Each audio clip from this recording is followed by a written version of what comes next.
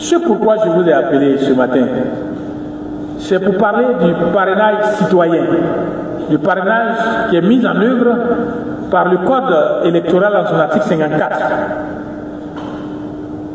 et dont les modalités sont énoncées au travers d'un décret.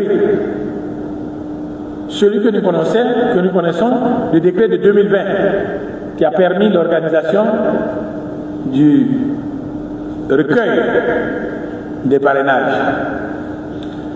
Donc, ce dont je vais vous parler, c'est de cette procédure de parrainage qu'on veut utiliser comme un élément d'exclusion de certains candidats.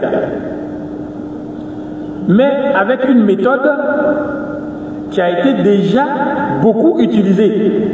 C'est pourquoi je vais loin pour arriver au parrainage.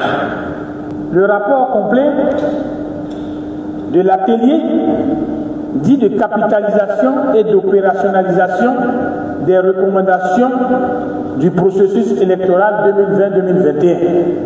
2020-2021.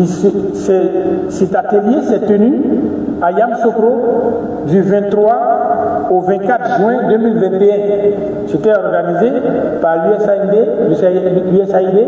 le NDI, l'EISA.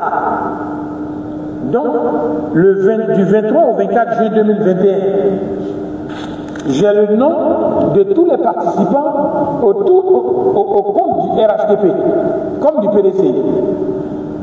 Et il est énoncé clairement que la révision de la liste électorale se fera tous les 2 ans et en année électorale. C'est un engagement qui a été pris. Et cet engagement d'ailleurs qui a été pris devait être formalisé à l'intérieur du code électoral dont l'article 6 devait être modifié. Chaque 2 ans, ou à tout le moins obligatoirement en année électorale. Et l'année 2025 est une année électorale. Et l'élection primordiale, l'élection majeure, c'est l'élection du président de la République. Donc il devrait, si elle respectait sa parole, avoir une révision de la liste électorale en 2025 avant les élections du président.